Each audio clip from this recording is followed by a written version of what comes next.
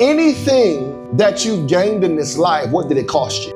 Jesus will completely overturn the definition that we have about success. I hope we leave out of here saying, you know what, I am a success story. I may not have a lot of money. I may not have a lot of friends. I might be single at 30 plus. I might have a little bitty numerical church. But the fact of the matter is I'm no less of a success than the person that has all those things. I know that the church struggles with that because I know that we don't feel successful unless we have. But can I just tell you right now, you ain't no less or more successful than anybody who has all the world. So please hear this message tonight from that standpoint. There is a cost to success.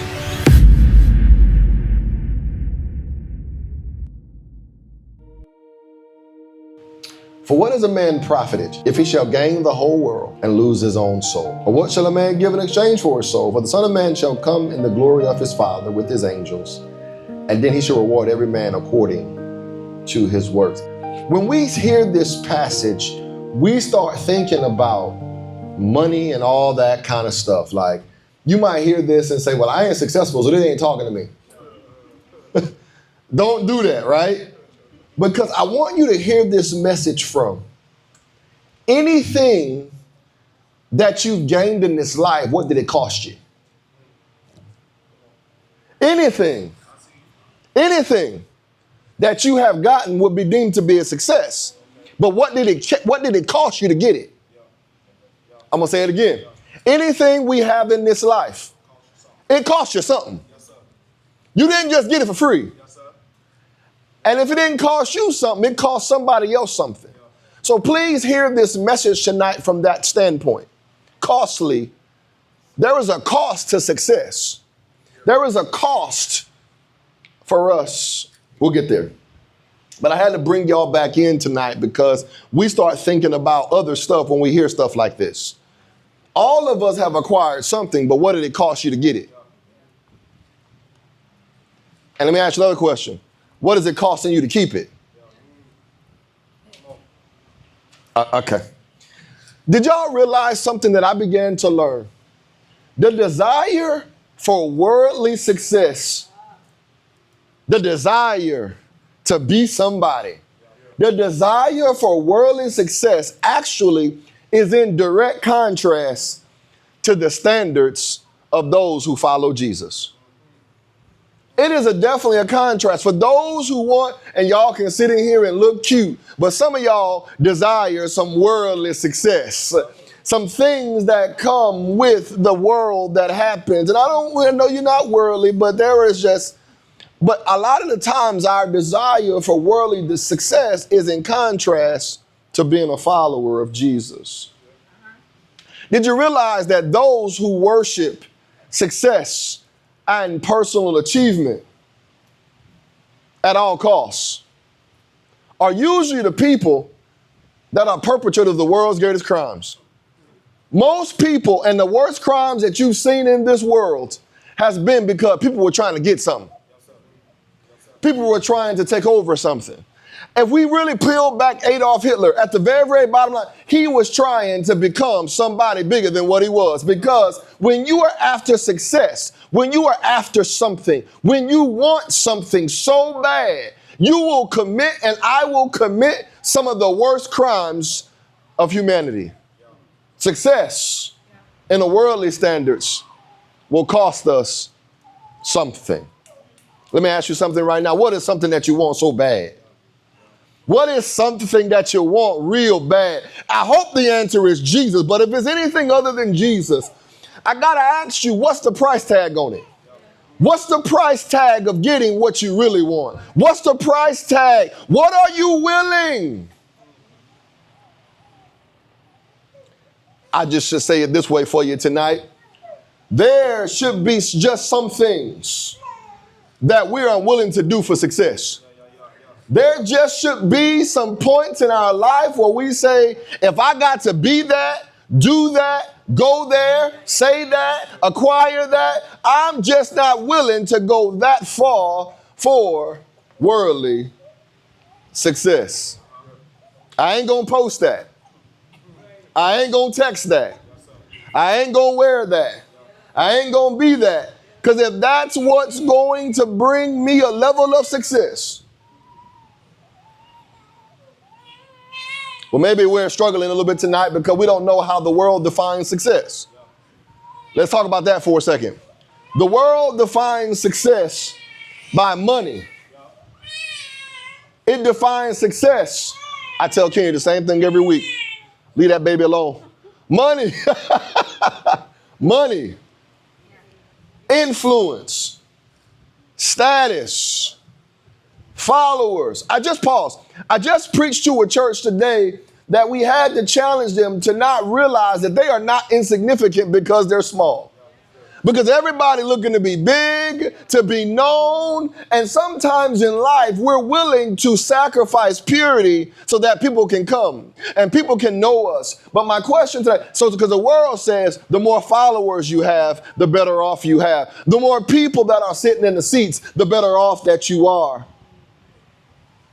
You have followers, you have titles, and you have possessions. But I want to just stop for a moment because y'all looking at me like y'all don't want success. I can preach a different message if you're not interested in this one. Because the fact of the matter is, here is the thing. If we all go back a little bit, we all want a little bit more money. We all want to be known just a little bit more. We all want to just have a little bit more stuff. But I'm trying to tell you, to get that level of success, pause. Let me bring you into the scripture of Matthew chapter 4. He says, look at all the kingdoms of this world, like all the things that you're looking for, he will put it right in your face, but it costs you something to acquire the success that we want so deeply inside of our life.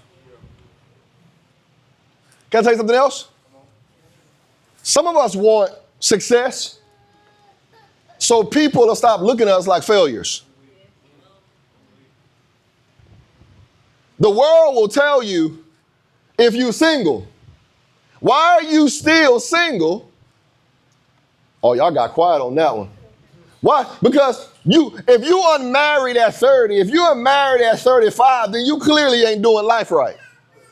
And when you hear that kind of stuff, then you'll try to find any way. Okay, never mind. Because all of the earthly success, pause for it, let me teach this way to you. We only say a person is blessed when they have what? Stuff. They say, oh, look how blessed they are. They got the house, the cars. You won't never call a homeless man blessed. Never. Because there's something in us that says if you don't have things, if you don't have the husband, the cars, the clothes, the wife, the this, then clearly you are a nobody. And if the church will be honest, you feel like a nobody when you don't have those things. And if you hear it long enough, you will begin to be like, you know what? If that's what I got to be, I'll find a way to get it. You know, there, Dr. Perkins, yeah, you can't be all of that. Look at these seats. And so you'll go into your boardrooms and say, you know, maybe I shouldn't preach purity. Maybe I should preach prosperity. And while I'm preaching prosperity, let's bring the service down to 55 minutes. And since we're doing 55 minutes, let's make sure that we get some coffee. Let's make sure we have a dark church with some lights and strobes. Let's make sure, because we got to be successful at all costs. Because success is only predicated on what we see. Here we go.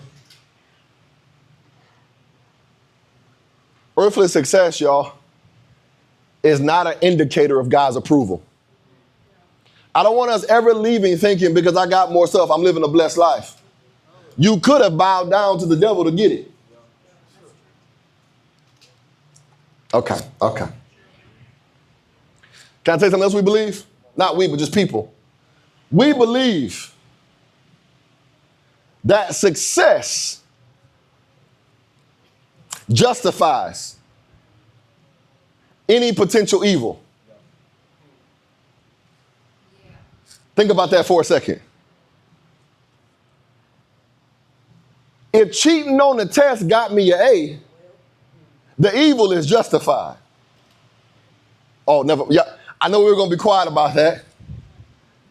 If I had to cheat somebody to get to the top, the evil was justified. If I had to look the other way from something I knew was wrong, but it got me somewhere else, then evil was what? Justified. Oh, I think I asked Brother Kevin and Gabriel and Nisha and Trisha this last night. We were sitting down in the lobby talking, and there was a little thing. drawer thing. And I pulled it open and I said, this was full of money. What would you do? Would you turn it in or keep it? Because look, you know what I can do with all this money?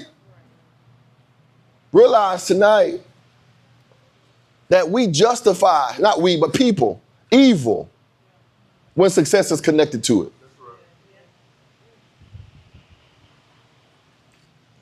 I'm going to show you more when we get through this. Like, this is ideal of no matter what I had to do to get it, I got it. I want to go down the road and talk about that a little bit more, but I'm going to leave it alone. And we feel good about the things that we do to get it because it was successful. We've been doing it for generations, right, y'all? There are people right now not in the Hall of Fame because they took performance-enhancing drugs. They didn't care what it took. I just needed to be successful. There are people all over the world will cut corners so they can be a person of success because nobody really likes doing it the healthy and right way. Costly success. But today, Jesus will completely overturn the definition that we have about success. I hope we leave out of here saying, you know what, I am a success story. I may not have a lot of money. I may not have a lot of friends. I might be single at 30 plus. I might not have a lot of money. I might have a little bitty numerical church. But the fact of the matter is I'm no less of a success than the person that has all those things. I know that the church struggles with that because I know that we don't feel successful unless we have. I don't feel successful if I have a big salary or if I have a big title. But can I just tell you right now, and y'all looking at me real strange, like you don't understand what I'm saying. But can I just tell you right now, you ain't no less or more successful than anybody who has all the world. Yeah. Yes, sir. I know you know it in theory, but do you believe it in your heart? Because when you believe it in your heart, you won't shrink around people who have it.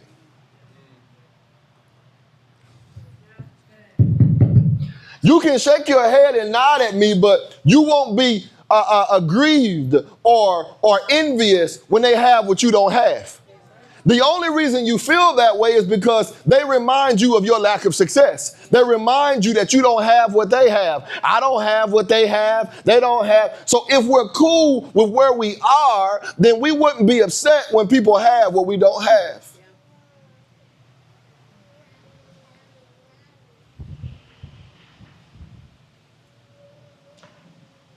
Jesus tonight asks, y'all ready? Jesus asks the most important financial life question in this text. And that's the part that got me stuck on this whole entire thing. He asked, in our world, we ask this question. What did you gain? Because we count everything by gain. What do you have? What you got? What you did? But that's not what Jesus asked this question. What did it cost you? He says,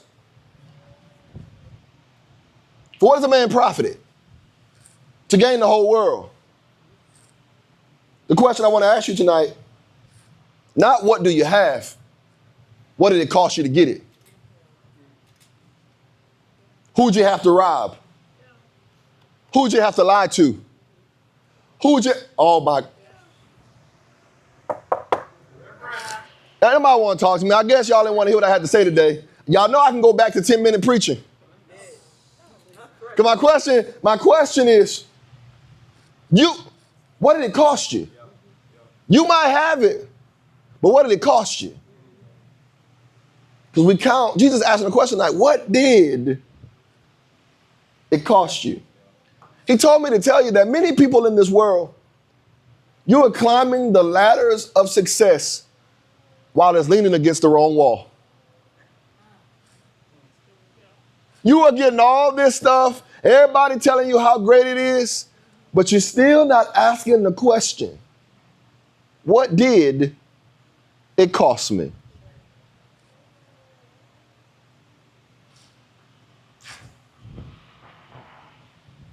Point number one. Worldly success can produce empty profit. Worldly success can produce empty profit. The Bible says, what is a man profited? He should gain the whole world. Let's stop right there. Now watch. Jesus tonight isn't condemning wealth and achievement. I don't want y'all to feel bad about having things and about achieving. He asks a question. He's exposing this, that success should not come at the expense of eternity. Your success should not come at the expense. You got to give up your soul to get it. You shouldn't have to give up your integrity to get what you've been looking for. If he has it for you, why are you giving up? You ain't got to flirt, rob, steal, be cute, or anything else. If he has something for you, why do you got to lose your soul? You ain't got the kid. Never mind.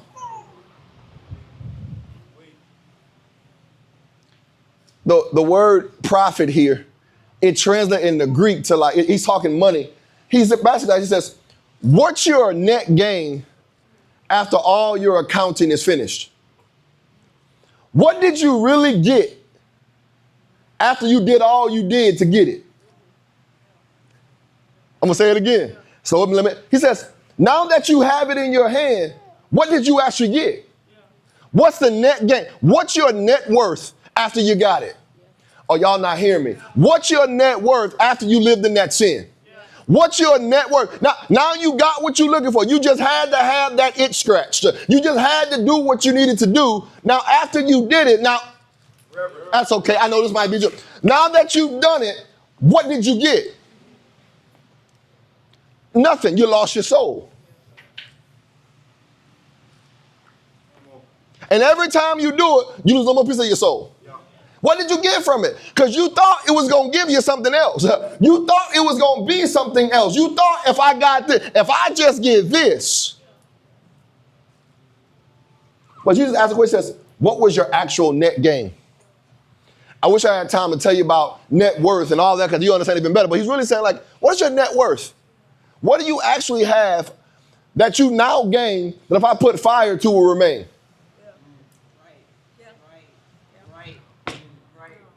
A question we should ask the church overall. If the Lord put a fire to all your work, if the Lord put a fire to everything that you believe in, what would remain when you're done? And if it wouldn't remain, why are we chasing it so much? Why are we chasing it so hard? You are chasing something that if God put fire to it, it would not remain. Thank you for saying amen. I saw it in your head. You were nodding. Because I feel like y'all making me work real hard. But that's all right. I'm going to keep preaching. But he's asking, what's your net worth? Let's go a little deeper. What's wrong with your worth? I know you don't feel worthy after you gained something but then lost your own worth. Reverend. Yeah, you might have gained what you wanted. Okay. That's too much for us tonight. So I want to ask you tonight, what's your net worth?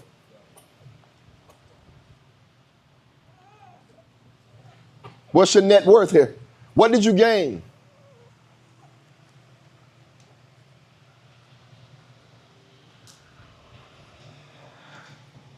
Sit in that for a second.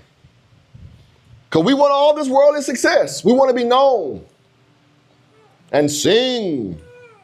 But what did you really gain?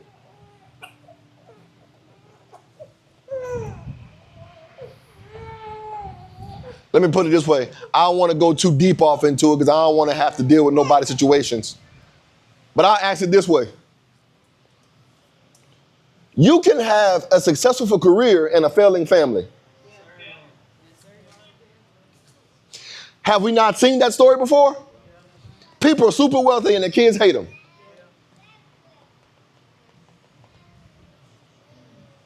You can have a famous name and be unknown in heaven. So your net gain is nothing. You can have a full bank account and an empty heart. And we'd be like, well, I just want to see what that feels like. It's going to feel broke. because you still broke. A full bank account doesn't make you feel full on the inside. And we'll tell ourselves the more money I get, the better I feel. Money will not deal with the emptiness in your own soul.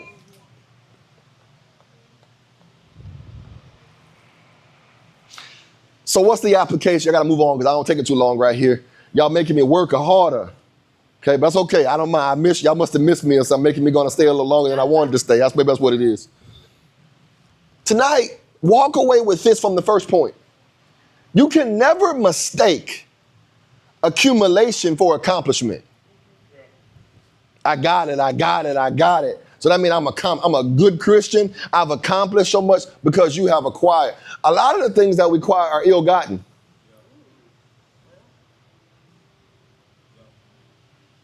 Reverend, quote your favorite wealth verse.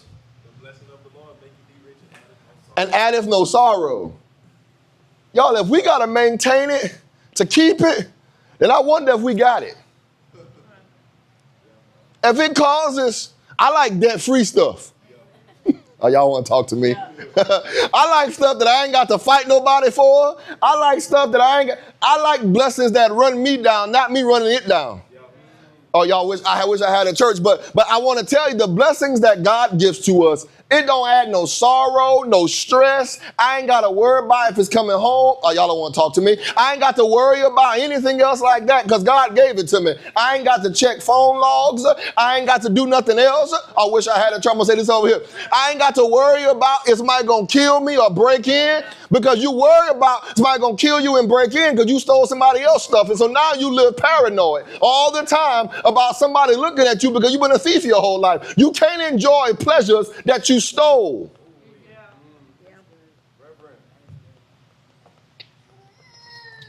Always looking over your shoulder.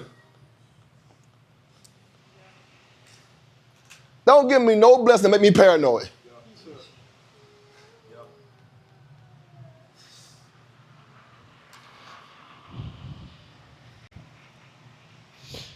Real simple. I got to hurry on. We can do a lot of getting and still never have. Number two, worldly success can cost you your soul. Verse 26 says, and lose your soul. Now, I don't think I've ever seen this, and I hope y'all never seen it, because I want to help you right here. Jesus likens two things right here. Jesus, watch. This is so powerful. To me it was, maybe not to y'all. Jesus likens one soul to everything the world has to offer.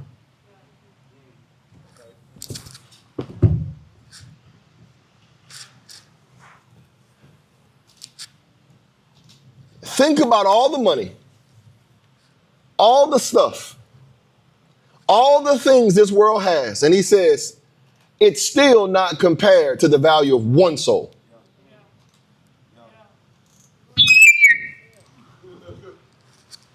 Can y'all think about that? It should then make us realize how insignificant that stuff. He says, so what shall it profit a man to gain the whole world and lose just once? He's saying your soul is far more valuable. If he gave you everything this world has to offer, it wouldn't even be close to the value of your soul. So why do we give our souls away so? That's good. Yes. Have we treated our soul that valuably?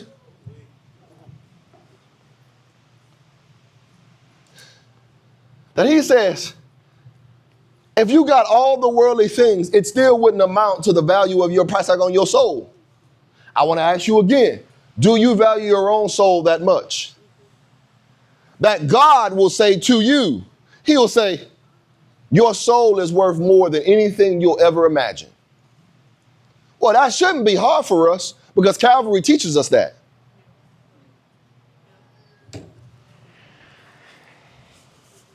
Let's keep going. Let's keep going. Because part of the problem that we're having right now is we don't value our own souls. If you value your own soul, you'll realize that money that you're chasing is not what you should be chasing. Because the tragedy isn't us merely dying lost. Because we've always made this a salvific passage. The real tragedy is thinking that you have arrived and your soul is still deprived. The fact that when people sit in church right now and say, give me Jesus and something.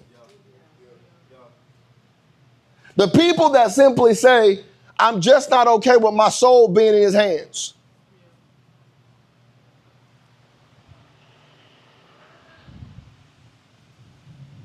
The tragedy is, do y'all realize? Let me help you. The deeper tragedy now is, for every earthly thing you value, you give up an eternal thing.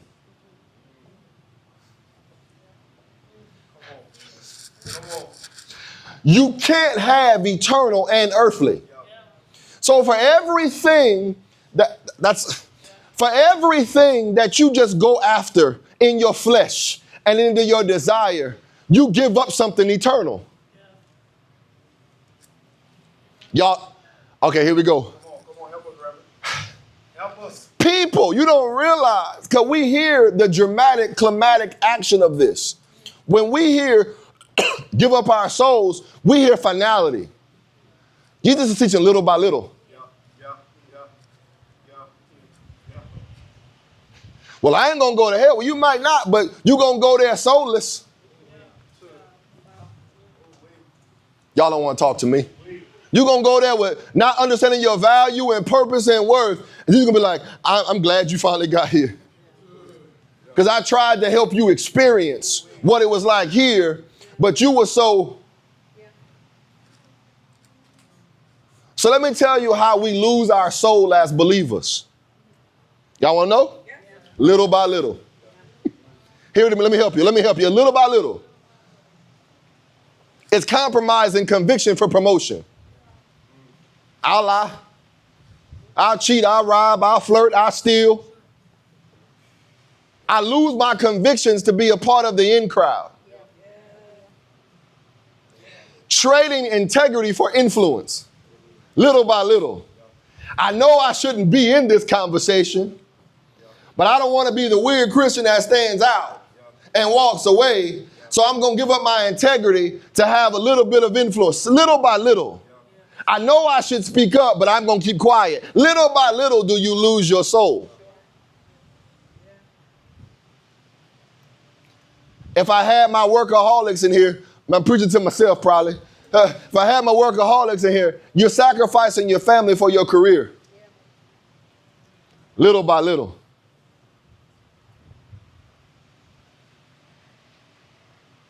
And then the slow drift will replace God for success. That the only way I'm successful is if I have the stuff. Because nobody sees that they're successful with God and nothing else. Any person that can't see that, your soul is in the balance.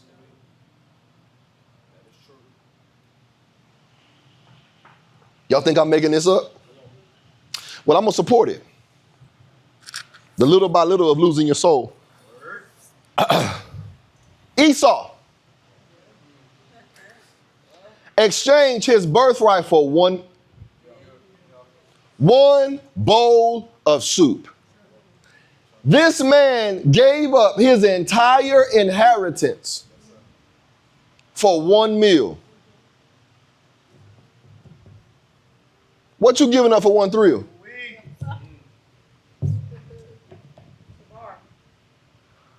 Y'all so y'all get tight when y'all want. What you giving up for one thrill? For your flesh to be filled one time.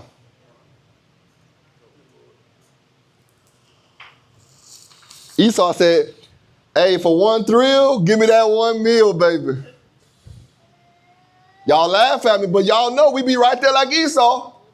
ready to turn Jesus in. I need this and I need this right now. That inheritance ain't paying out just yet.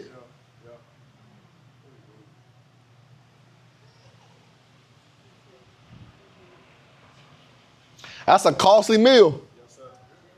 He gave up his entire inheritance. Then he gonna want it, but you can't get it back. You want it back now. Can I?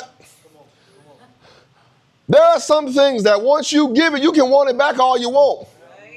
But once it's gone, it's gone, folks.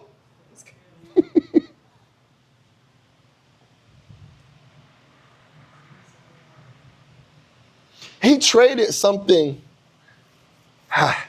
eternal for something immediate.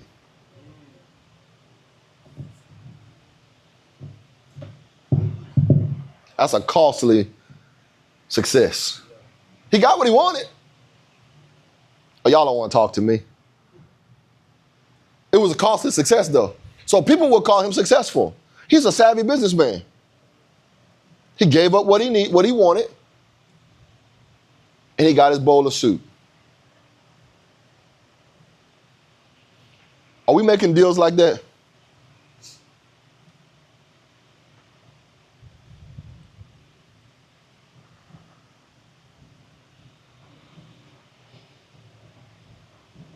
Well, let me tell you about how you lose your soul.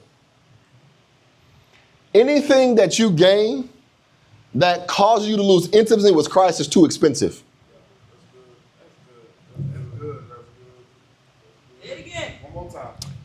Anything that you gain that causes you to lose intimacy with Christ is too expensive. Because the drift from Christ aren't big steps. It's like, I still feel pretty strong. But you look up a while later and be like, he just feels so far from me. I can tell you why it feels far. Compromise.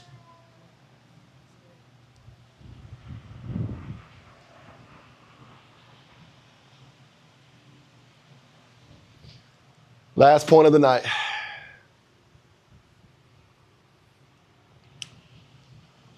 Worldly success will face eternal evaluation. Be careful when everybody's saying how great you are. Because you will be evaluated in eternity. Yeah. Verse 27 said, for the Son of Man shall come. And he going to evaluate your soul. Yeah. He's going to evaluate your success. He's going to evaluate. And you know what's really scary about this, y'all?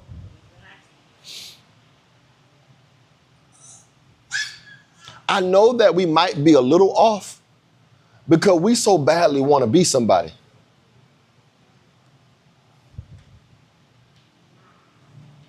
We so badly want to have a certain something. And when you're like there, and when you struggle with that, your soul is in the balance. Because Satan is always going to say, if you want it bad enough, here is how you can get it. And if we be honest, we be listening. We be listening. And he be like, it ain't that bad. Y'all don't want to talk to me. It ain't a direct sin in the scripture. That's it. I ain't really doing nothing. I'm just shaping and moving in a way to. Yeah, I'm on. It ain't really taking if they offer it. Reach, Reverend. Y'all don't want to talk to me.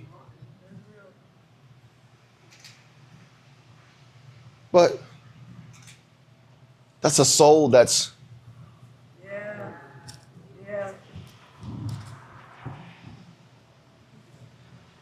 Does your soul look like that in the spirit?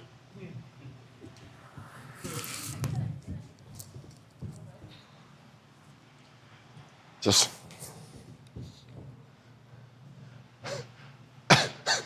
the spirit realm saying, "Does anything satisfy you?" You just like floating in the spirit realm. No solidness about you. Just out here. Y'all remember them things growing up? That's scary, right? Remember them things growing up? They call them hitchhikers, them little green things that stick on your clothes. That's probably like we are in this picture, whatever just sticks to us. Them little, I'll take that, I'll take that, I'll take that and that and that. We'll be like, look at all the stickies. Y'all do know when you sell your soul, you're living way less than what he promised. Yes.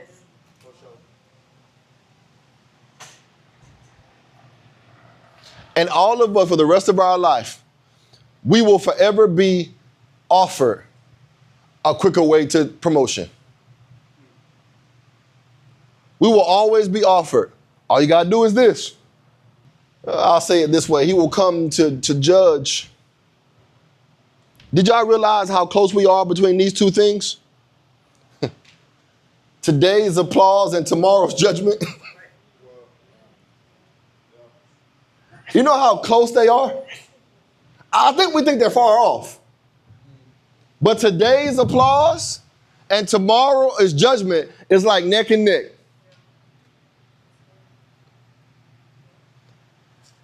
Christ ain't savage like this, but I would be like, now you're in front of me. Can applause gain my approval? And then he might say something like this. How much money you think it takes to get in here? How many cattle you got again? How many people you know again?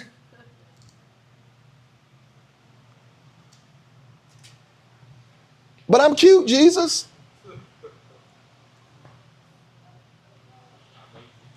I made you.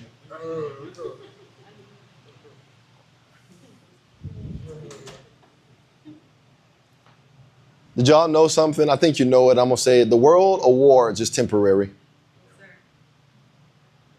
Christ's rewards are eternal. I want to tell you today, as I get on out of here, titles won't matter one day. They really don't matter now. It just matters because we live on the earth. They're not calling me Apostle Perkins or Dr. Perkins in heaven. There'll come a point in time where popularity don't matter because the only person popular in heaven is Jesus. There'll come a time when net worth don't matter because guess what? Who has more worth than him? There'll come a point in time where the only thing that makes you worthy is faithfulness. Faithfulness is the only thing that matters to Christ. Well done. Thy good, and I'm just preaching the Bible there. There's going to be, well, faithful is the only thing that, were you faithful to what he asked? Were you faithful when everybody else took an easy way? Were you faithful when you kept your birthright? Anybody else chose soup? Were you faithful?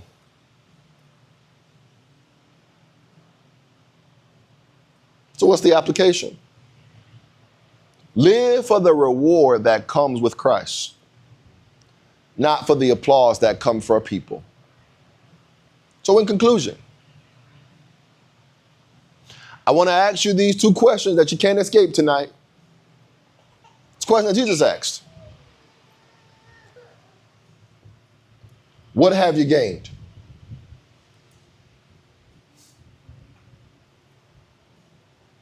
And what did it cost you?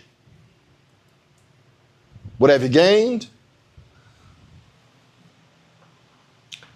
Because tonight, success is not measured by what we possess, but by who possesses us. If you only feel like somebody when you have, the wrong thing is possessing you.